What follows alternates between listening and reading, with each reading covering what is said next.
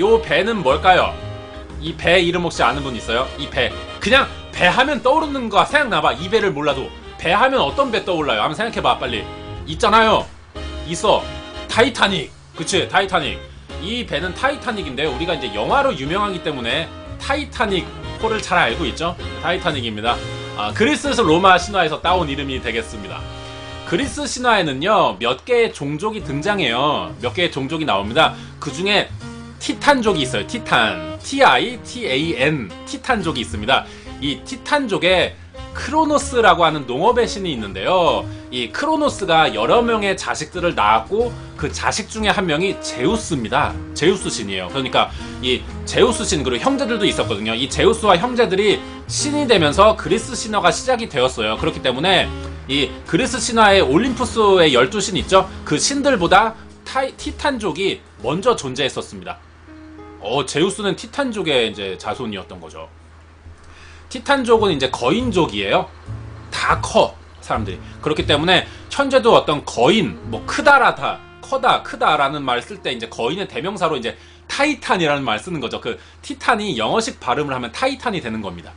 그래서 타이탄 이런 것들 이제 게임이나 어떤 영화 이런 데서 많이 사용하는 말이죠. 그렇습니다. 보통 타이탄 하면은 거대한 무언가를 이제 말하는 이름입니다. 태양계 행성에다가 각각 신들의 이름을 붙여놨던 거 아시죠?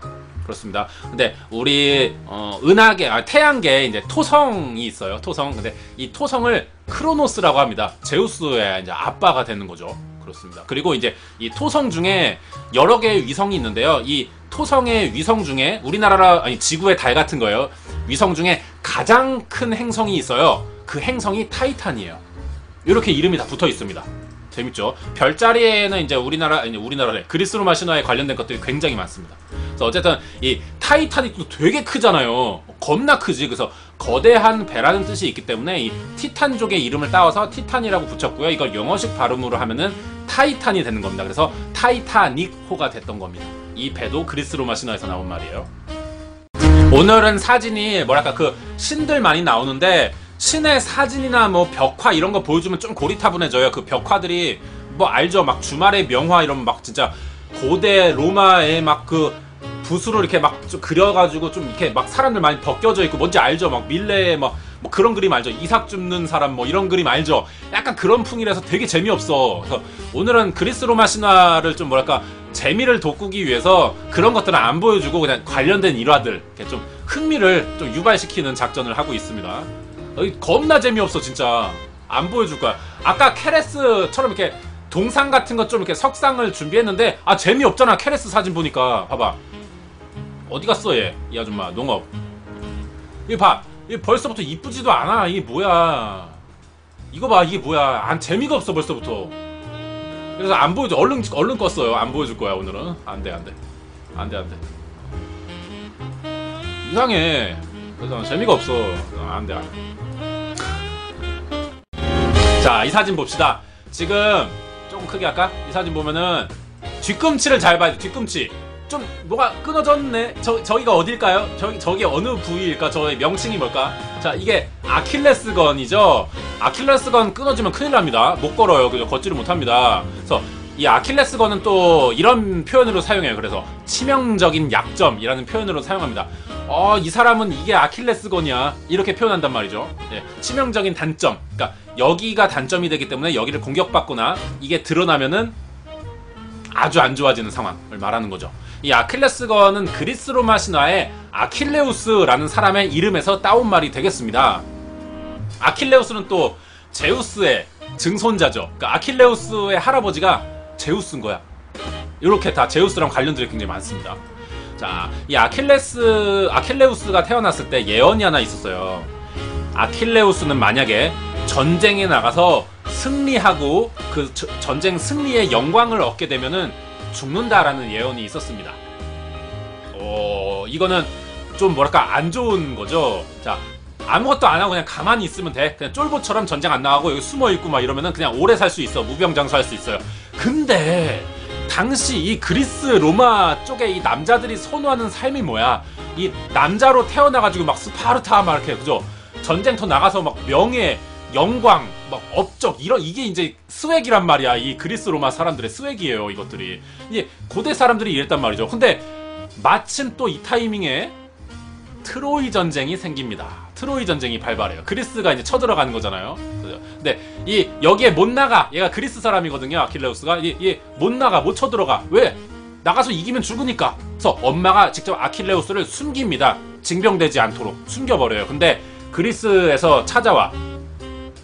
아킬레우스 없이는 우리는 전쟁이 이길 수 없습니다. 아킬레우스를 내놓으세요. 이러는 거야.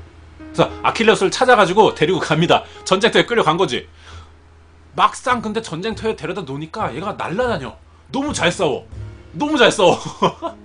왜냐면은 아킬레우스가 발이 빨랐기 때문이에요. 달리기를 잘했다 그래요. 겁나 빨랐대. 왜냐면은 이 사람이 아킬레우스의 뒤꿈치에 켄타우루스의 뼈를 박아 넣었다라는 말이 있었거든요. 켄타우루스 알죠? 상체는 사람인데 하반신이 말이에요. 본 적 있을 거예요. 게임이나 뭐 이렇게 신화에서 다 본 적 있을 겁니다. 영화 같은 데서. 이게 켄타우루스인데 켄타우루스의 뼈를 뒤꿈치에 넣었기 때문에 이 말의 힘을 얻었다. 그래서 잘 뛴다, 빠르다 이런 말이 있었습니다. 이렇게 빠르기도 한데다가 아킬레우스는요 불사신이었어요. 불사신이었어. 아킬레우스가 태어날 때 아킬레우스의 엄마가요 우리 아들 귀하게 키우려고 어디 가서 기죽지 말라고 불사신이 되는 저승물에다가 아킬레우스를 담갔기 때문에 불사의 몸을 갖게 됐습니다. 근데 뭔가 말이 이상하죠. 아킬레스건이라는 뜻이 치명적인 약점이 있잖아요. 이상하잖아. 불사신에게 약점이 있다는 게 이상하잖아. 이거는 이유가 있어요. 이거는 그 장면을 우리가 잘 생각해야 돼요. 아킬레우스 엄마가 이 애를, 자기 자식을 저승물에 담글 때 애 발을 이렇게 잡고 거꾸로 머리부터 이렇게 담갔다가 뺀 거예요. 그렇게 담갔어요. 그러니까 어때? 발을 잡고 있잖아. 뒤꿈치가 물에 안 젖은 거야. 잡고 있으니까 엄마가. 그래서 뒤꿈치만 빼고 무적이야 얘가. 뒤꿈치만 빼고 무적인 거예요. 그래서 이 아킬레스의 약점은요 발 뒤꿈치가 됐던 거예요. 뒤꿈치는 무적이 아니야. 뒤꿈치가 약점인 거예요. 그리고 이제 트로이 전쟁에 나갔는데 이 아킬레우스의 약점을 알고 있는 적에게 독화살을 맞습니다. 뒤꿈치에 맞아요. 그래서 뒤꿈치에 독화살을 맞고 사망합니다. 그때 이제 트로이 전쟁이 이제 결국 그리스의 승리로 끝나긴 하거든요. 근데 이때 아킬레우스는 결국 예언대로 전쟁에서 승리하게 되고 명예로운 전사자로 기억되게 되죠. 이런 일화가 있습니다. 이 엄마가 직접 들어가게 하면 되는데 자기가 직접 이렇게 또 과잉보호 했나봐. 직접 넣어줘야 되는 거지. 잡고 이렇게 담갔다 뺀 거지. 뒤꿈치가 약점이 되었던 겁니다. 그래서 아킬레스건 치명적인 약점이 뜻이라는 생겼죠. 슈퍼맨. 슈퍼맨이죠. 슈퍼맨 하면 우리가 그리스 로마 신화를 얘기하고 있으니까 슈퍼맨이라는 게 어떻게 연상되는지 한번 생각해 볼까요? 헤라클레스? 힘이 세니까? 아니야. 이 사진을 봐야 돼요. 슈퍼맨은 하늘을 지금 날고 있어요. 날고 있잖아. 그죠? 하늘을 나는 인간. 이카루스의 날개라는 뜻 혹시 아시나요? 예, 그리스 로마 신에서 나온 건데 하늘을 나는 인간입니다. 인간의 가장 오래된 꿈 중에 하나가 인간이 직접 하늘을 나는 거죠. 그리스 로마 신화에 이제 날개를 가지고 직접 하늘을 날았던 사람이 있어요. 바로 이카루스죠. 그래서 이름을 딴 이카루스의 날개라는 말이 있습니다. 자, 어떤 말인지 알아볼까요? 이카루스의 아빠 이야기부터 해야 되는데 아빠가 다이달로스라는 사람입니다. 이카루스 아빠예요. 발명가로 굉장히 유명합니다. 근데 이 다이달로스가 이카루스 아빠가 크레타 섬에 방문합니다. 그 당시 미노스 섬이라고 했어요. 섬에 방문했다가 그 나라 왕의 시녀랑 결혼해서 아들을 낳았는데 걔가 이카루스가 된 거죠. 이 나라에는요 바다의 신인 포세이돈에게 매년 황소를 바쳐야 되는 나라였어요. 근데 매년 바치다 보니까 더 이상 줄 황소가 없는 거야. 포세이돈한테 황소를 줘야 되는데 매년 주다 보니까 이 황소가 바닥났어. 없는 거야 이 나라의 황소가. 그래서 못 바치는 거죠. 그래서 포세이돈이 직접 소를 만들어줍니다. 못 바치니까 소를 만들어줘요. 그러면서 이 소에다가 이 나라의 왕비랑 사랑에 빠지게 만듭니다. 이 소를. 화가 났다는 얘기지. 그래서 이 나라에다 복수를 하는 거죠. 응징을 하는 거죠. 그래서 이 왕비가 소랑 결혼을 해가지고 애를 낳아요. 그게 미노타우루스입니다. 우리 게임이나 막 이런 데서 들어본 적 있을 거예요. 미노타우루스. 머리가 소야. 몸은 인간인데. 이게 미노타우루스입니다. 뭐 머리가 사람이고 몸이 소다 이런 얘기도 있어요. 처음에는 몰래 키웠어요. 왜냐면 이게 왕이랑 바람나서 낳은 자식이거든, 미노타우루스가. 그래서 왕 몰래, 이 왕비가 몰래 키운 겁니다. 근데 그냥 키웠지. 근데 얘가 금방 겁나 커진 거야. 괴물처럼 막 커져가지고 사람들을 잡아먹기 시작했어요. 그러면서 미노스 왕에게 들키기 시작했고, 미노스 왕이 화내면서 이 괴물을 지하에다 가둡니다. 그리고 동시에 미노타우루스를 몰래 키운다는 사실을 다이달로스가 알고는 있었거든요. 근데 이거를 미노스 왕이 알면서, 야, 내 아내가 바람 나가지고 애를 낳는데 그거를 숨겨? 알면서? 이라고 화가 났어. 그래서 다이달로스랑 그 아들 이카루스까지 같이 지하 감옥에 가둡니다. 자, 그럼 다이달로스는 어때요? 탈출하고 싶죠? 억울하잖아. 나는 그냥 가만히 있었는데 억울하잖아. 그냥 시녀랑 결혼해서 그냥 왕비랑 어떻게 좀 안다고 해서 이렇게 잡혀간 거야. 애랑 같이. 탈출하기 위해서 다이달로스가 발명가잖아요. 만들기 시작해. 날개를 만듭니다. 새 깃털에다가 이제 밀랍이에요. 밀랍으로 녹여가지고 새 깃털을 이렇게 하나씩 붙입니다. 새 날개처럼 이렇게 만드는 거죠. 그래서 그걸 등에 달아요. 그 날개를 등에 달고 아들이랑 같이 하늘로 날아서 이 섬을 아예 탈출해버립니다. 그때 섬을 탈출하던 이카루스가 이 아빠가 날개 만드는 걸 다 본 거잖아, 처음부터. 그래서 이 날개 만드는 방법을 알게 되고요. 자기도 이 날개로 하늘을 날 수 있게 된 거예요. 근데 다이달로스가, 아빠가 이카루스에게 주의를 줘요. 너무 높게는 날지 말아라. 나는 건 좋은데 높게 날지 말라라는 주의를 매일 줍니다. 근데 사람 심리가 또 어때요? 하지 말라면은 판도라 마냥 하고 싶단 말이지. 그래서 이카루스는 또 말 안 듣는 초딩 마냥 아빠 몰래 높이 납니다. 결국 끝까지 날아버려요. 이 그리스 로마 신화에도 이제 초딩은 초딩인 거야. 어쩔 수가 없어. 말을 안 들어. 근데 이 날개가 밀랍으로 만들었잖아. 깃털이니까 하늘 높이 날아봐. 생각해봐요. 태양에 가까이 가면 뜨겁잖아. 이 밀랍이 녹는단 말이죠. 그래서 깃털이 막 떨어져 나가면서 이카루스가 추락합니다. 하늘에서 떨어져서 사망하게 되죠. 왜 추락하는 것은 날개가 있다라는 말이 있어요. 혹시 들어봤나요? 좀 오래된 말인데 이게 이제 이카루스에서 나온 거죠. 하늘에서 떨어져 사망. 뭐 위기 탈출 넘버원 마냥 이게 사망했던 거예요. 그래서 아빠가 이제 다이달로스가 이제 이카루스의 시신을 발견했는데 그 섬이 여기에요. 이카리아라는 섬입니다. 여기 이제 그리스에서 조금 아래 떨어진 곳, 오른쪽 아래 떨어진 곳인데 여기서 이제 아들의 시신을 발견해요. 그래서 이 섬에다가 아들을 묻으면서 이카루스의 이름을 따서 이 섬의 이름을 이카리아로 짓습니다. 실제 지명이에요. 여기 이카리아. 그렇습니다. 이카리아 섬이라고 부르게 됐습니다. 이렇게 이카루스의 날개는요, 어떤 미지의 세계에 대한 인간의 동경 그리고 한계 이런 걸 상징하는 단어가 되었던 거죠. 금손! 자, 금손! 골드핸드! 골드핸즈. 자, 금손입니다. 금손과 관련된 이야기가 있어요. 우리 마이다스의 손이라는 거 들어봤죠? 마이다스의 손. 보통 이제 음반 제작자, PD들한테 얘기하는 건데, 뭐든지 직접 만지면은 대박 터지는 사람, 직접 뭔가를 하면은 대박 터지는 사람, 그리고 반대도 있죠? 반대로 뭐든지 이제 만지면은 망하는 사람도 있어요. 마이너스의 손, 막 그런 것도 있죠.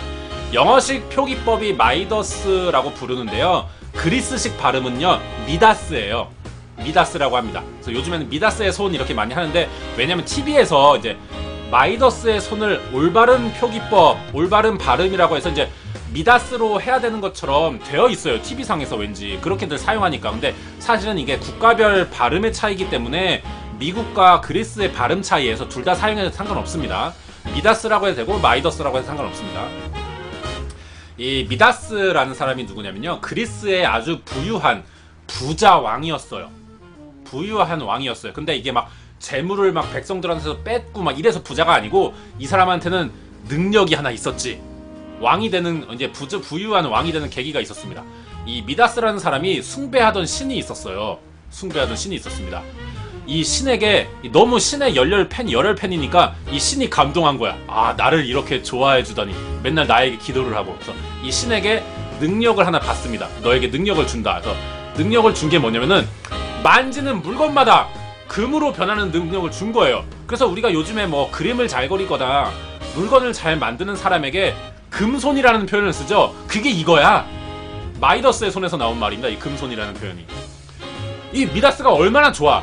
만지면 다 금이 돼. 닥치는 대로 막 다 주물렀지. 뭐 물 막 이렇게 뭐 카드 뭐 이렇게 다 주물렀던 거예요. 뭐 이렇게 아침에 주스 뭐 이런 거 다 주물렀던 거야. 금이 되니까 이래서 부자 왕이 됐었거든요. 처음엔 얼마나 좋았어요. 근데 이 능력이 조절이 안 돼요. 얘는 이 조절이 안 됩니다. 만지는 거에 다 황금으로 되니까 얘가 음식을 못 만져요. 음식을 못 먹어. 누가 먹여줘야 돼. 지가 만지면 금이 돼서 못 먹으니까. 봐봐, 생각해봐. 우리가 치킨 다리를 뜯었는데 금이 됐어. 못 먹어. 양념치킨인데 못 먹어. 이거 슬프다. 이거 슬퍼. 못 먹는단 말이지. 이거 슬퍼요. 그리고 가족들까지도 금으로 변해요. 딸을 머리를 이렇게 쓰다듬었는데 딸이 황금으로 됐어요. 딸도 막 이렇게 금으로 변하고 주변 사람들 만지면 다 금 되고. 그래서 미치겠는 거지. 생활이 안 되는 거야. 그래서 다시 이 신한테 가서요, 자기 능력을 취소해달라. 저기 캔슬해주세요. 이거 캔슬하면 안 되나요? 못 살겠다고. 능력을 다시 취소하게 됩니다. 네, 이래서 이제 원래는 이게 좀 안 좋은 말이었습니다. 마이더스의 손이라는 게. 이제 손에 닿으면 무조건 다 황금으로 변한다고 해서 원래 지나친 욕심은 화를 부른다라는 뜻으로 사용하던 말이었는데, 이게 좀 자본주의 들어서고 뭐 물질 만능주의 이런 게 들어서면서 황금이라는 게 사실 좋잖아요. 그렇기 때문에 좀 뭐랄까, 무엇이든지 이루어내는 사람들을 마이더스의 손이라고 좀 이렇게 긍정적인 표현으로 쓰이게 바뀌었습니다. 원래는 부정적인 표현이었다는 거 알고 계시면 좋을 것 같습니다. 마이더스의 손, 금손입니다. 세상에 하다가 그리스 로마 신화에서는 이제 운동화까지 나왔습니다. 운동화까지. 자, 봐요. 이 운동화가 어디 거예요? 나이키죠. 자, 요 나이키를 우리가 근데 유명 스포츠 브랜드잖아요. 근데 이 나이키를 영어를 되게 못하는 사람처럼 소리 나는 대로 읽어보자고. 뭐가 돼? 니케. 그죠? 니케가 됩니다. 그리스 로마 신화에는 승리의 여신이라고 하는 이제 신이 하나 등장하죠. 이름이 니케예요. 니케. 그래서 경기에서 승리하기 위해, 그 승리를 기원하기 위해서 이 브랜드에서 이름을 나이키로 지은 겁니다. 이렇게 연관이 있습니다. 그죠? 그리고 이제 미국의 미사일 이름 중에 미국에서 만든 미사일이 있는데 나이키 미사일이라는 게 있어요. 나이키 미사일. 이것도 이제 전쟁에서 승리하기 위해 이제 니케 이름을 따다 붙인 거였죠. 이렇게 니케가 있는 곳에는 항상 싸움에서 승리한다. 뭐든 다 승리해. 눈싸움도 이겨. 눈싸움도 이겨. 뭐 팔씨름도 이겨. 말싸움도 이겨. 다 이겨. 다 이겨. 부르마블도 이겨. 뭐 다 이겨. 모두의 마블 다 이겨. 다 이기는 거죠. 그래서 그리스 로마의 신들이요, 그리스의 신들이 니케랑 있으면 다 이기잖아. 그래서 니케랑 굉장히 친해지고 싶어 했습니다. 그런데 니케는 유독 전쟁의 여신 아테나 옆에만 붙어 있었어요. 왜냐면은 아테네 여신이 승리에 집착했어. 좀 승리에 집착해가지고 이 니케를 잡아다가 날개를 잘라버립니다. 그래가지고 이제 자기 옆에다가만 두고 같이 데리고 다녀요. 항상. 그래서 니케는 아테네 옆에만 있었거든요. 그렇습니다. 그래서 이제 아테네가 항상 뭐 전쟁이나 이런 거에서 다 연전연승할 수 있었던 게 이런 이유였던 거입니다. 그리고 여기 나이키 마크 보이죠? 이렇게 꼬부라진 거, 그죠? 이게 이제 니케의 날개입니다. 잘려진 날개. 그죠? 아테네처럼 이제 날개를 잘렸으니까 니케가 어딜 못 간단 말이죠. 그래서 이게 이제 나이키의 로고가 된 이유가, 승리의 여신 니케는 날개가 없기 때문에 항상 나한테 있다. 그렇기 때문에 항상 나에게 승리를 가져다 주기 위해서 니케가 나한테 있다. 뭐 이렇게 사용하는 로고가 되겠습니다. 다 개연성이 있습니다. 재밌죠? 그래서 오늘 내용이 여기까지인데, 이 그리스 로마 신화를 앞으로 좀 더 할 겁니다. 그래서 인기가 있었으면 좋겠어요. 예. 열심히 해보도록 하겠습니다. 그래서 오늘 좀 이렇게 관심이 좀 흥미를 유발시키기 위해서 이런 것들을 사용했고요. 다음부터 좀 제대로 편성되면은 실제 그 벽화의 그림이라던가 이 신들의 석상, 생김새, 그리고 성격들, 좀 더 자세한 이야기들 같이 한번 알아보는 시간을 준비해보도록 하겠습니다. 오늘 내용 여기까지입니다. 재밌어요? 재밌으면은 유튜브에 코멘트 한 줄씩 달아주시고 응원 부탁합니다. 이게 한 주만 하고 사라질 수 없어요. 제가 이걸 준비하면서 걱정을 많이 했던 게, 와, 이거 한 주 하고 없어지면 창피한데, 이런 생각 많이 했거든요. 자, 오늘 내용 유튜브에서 확인할 수 있습니다. 편집본으로 재미있게 올라갈 거예요. 추천과 즐겨찾기 부탁하고요. 구독 눌러주시고 많은 관심 부탁드립니다. 그리스 로마 신화 첫 시간은 여기까지입니다. 안녕. 계속 해야 되는데 걱정돼요. 이 반응이 어떨지. 이게 또 아프리카랑 유튜브랑 또 반응이 달라가지고 어떨지 모르겠어요. 조회수가 높아야 될 텐데. 기도, 승리의 신 니케에게 좀 기도를 해야 될 것 같아요. 다음 주에 뵙겠습니다.